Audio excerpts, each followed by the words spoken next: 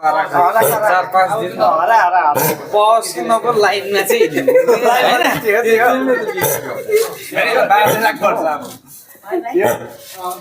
सबै त भइसक्यो तपाईँले सुनिराख्नु भएको छ यहाँनिर जुन अहिले एउटा जुन कुकुरहरू बिच एउटा बिमारी देखा परेको छ। यो बिमारी चाहिँ के छ भने यसमा चाहिँ धेरै कुकुरहरू चाहिँ यस्तो के हड्डीहरू अड्केको जस्तो अथवा खोक्ने यहाँ एउटा बिमार जस्तो छ र अहिले हामी यतिखेर छौँ यहाँनिर भेटनेरीमा। यहाँको जो एक्सपर्टहरू हुनुहुन्छ एवं यहाँको जो डक्टरहरू हुनुहुन्छ उहाँहरूसँग हामी अलिकति बुझ्नेछौँ यो चाहिँ के खासमा के फिभर हो भन्ने कुरा। किन यो गाउँ गाउँमा देखा परिरहेको अहिले यो समस्या छ र यो बिमारबाट जति पनि पेट ओनर्सहरू छ उहाँहरूले आफ्नो कुकुरहरूलाई आफ्नो पेट्सहरूलाई कसरी सुरक्षित राख्नु सक्छ यो विषयमा हामी तपाईँलाई देखाउनु छ। यहाँ सुन्नुहुँदैछ होला यहाँ खोकेको यो किसिमको बिमार अहिले एकदम चर्चामा रहेको छ। यो तपाईँलाई हामी देखाउनेछौँ।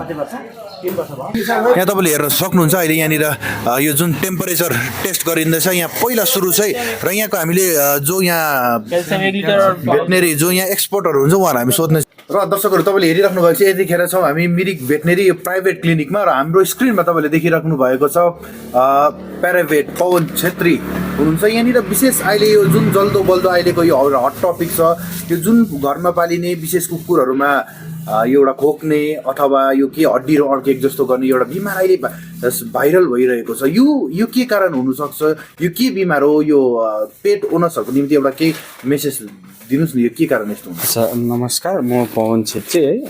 विशेष अहिले यो जुन अहिले तपाईँले भन्नुभयो अहिले प्रायः जसो जति पनि पेट ओनर्सहरू हुनुहुन्छ उहाँहरूले हामीसँग यहाँ पर डक्टर भएकोमा जब आफ्नो पेट्स बिमारी भएर ल्याउनुहुन्छ प्रायःको चाहिँ भनेकै छ नि मेरो डगीलाई के अड्के कि भन्ने। एक्चुअलमा चाहिँ अड्केको चाहिँ होइन है र यसको चाहिँ के भएर साधारणतः उनीहरूलाई खोक्ने मार्गी सर्दी लागेको जस्तो मान्छेलाई लागेको जस्तो त्यो खालको एउटा सिम्टम्स चलिरहेको छ र यसलाई चाहिँ हामीले धेरै प्रकारले अहिले स्टडी गरेर हेर्दाखेरि चाहिँ के भएर हेर्नुहोस् स्ट्रे डग्सहरूमा चाहिँ के भएर अलिक मेटिङ सिजन र मेटिङ सिजनको टाइममा पनि प्रायः जस्तो चाहिँ उनीहरू घरबाट चाहिँ मेल डगहरू बाहिर निक्लिने है अनि हप्ता 5-6 दिनसम्म खाना नखाइ टाइममा नआए रुजी भिजी पानी झरीमा होस् उनीहरू बाहिरतिर डुलिरहेको हुन्छ।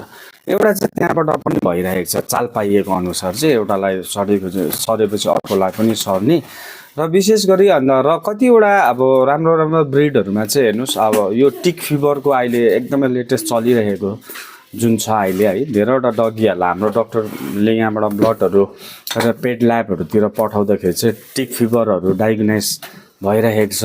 यसमा पनि कोहीलाई खोक्ने कोहीको वेट लस्ट हुने अनि एपेटाइट लस्ट हुने यो खालको एउटा सिम्टम्सहरू देखा परिरहेको छ र हामी चाहिँ मिरिक भेली यही नै भन्न चाहन्छौँ तपाईँहरू नतालिनुहोस् र आफ्नो घरको पेटहरू जे जति पनि यस्तो खालको देखा पर्यो भने चाहिँ तुरुन्तै हाम्रो डक्टर्सहरूसँग हाम्रो टेक्निसियन पर्सन जति पनि स्टाफहरू हुनु उहाँसँग कन्सल्ट गर्नुहोस् र तपाईँले आफ्नो पेट्सलाई चाहिँ अच्छा यो जुन फिभर छ यो चाहिँ के क्रोनिक फिभरमा क्रोनिक उसमा गनिन्छ कि कस्तो यो नर्मलै हो कि कस्तो के छ। अच्छा यो अहिलेसम्म चाहिँ हेर्नु जति हाम्रोमा टाइमली आएको पेट्सहरू चाहिँ जे जति आएर ट्रिटमेन्ट गर्नुहुन्छ सबै नै बाँचिरहेकै छ सर्भाइभ गरिरहेको छ अनि सायद लाग्छ यति साह्रो डराउनु चाहिँ पर्दैन। तर धेरैजना कतिजना ओनर्सहरूमा यस्तो पनि हुन्छ आफ्नो व्यस्तता कतिवटा आफ्नो दैनिक आफ्नो लाइफको व्यस्तताले गर्दा आफूले पालिएको पेट्सलाई टाइमली उहाँहरूले केयर गर्नु नपाउँदा अलिकति ट्रिटमेन्टमा ढिले हुँदछ अलिकति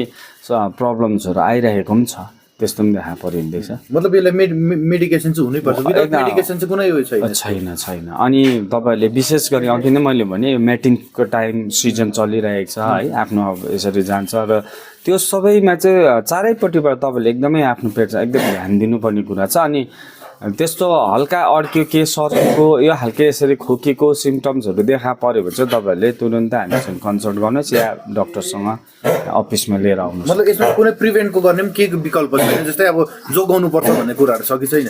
अनि जोगाउनुपर्छ भन्ने कुरो चाहिँ अघि मैले भनिदिएँ। अनि यो चिसो मौसम जुन छ पानी झरी बेसी छ कतिको चाहिँ एउटा होइन आफ्नो रिजन बताउँछ। कतिले भन्छ माछा भात खाएको थियो अड्क्यो होला र यस्तो पो भयो भन्ने पनि छ र कतिले भन्छ हिजो मैले घाम धेरै लागेको थियो र नुहाइदिएको थिएँ त्यहाँदेखि यस्तो भयो।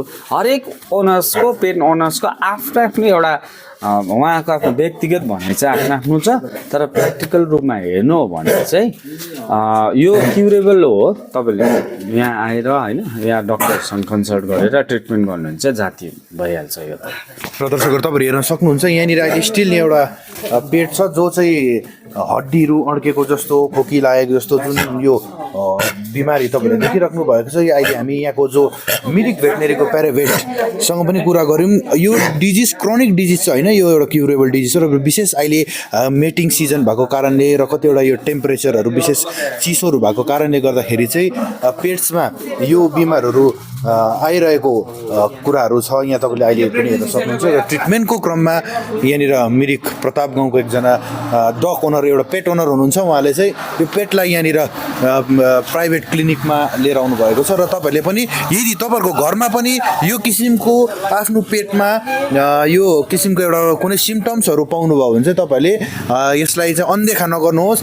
तपाईँले बरु सोचै यहाँनिर जो प्राइभेट क्लिनिक छ प्राइभेट क्लिनिकमा लिएर तपाईँले यहाँनिर ट्रिटमेन्ट दिन सक्नुहुनेछ।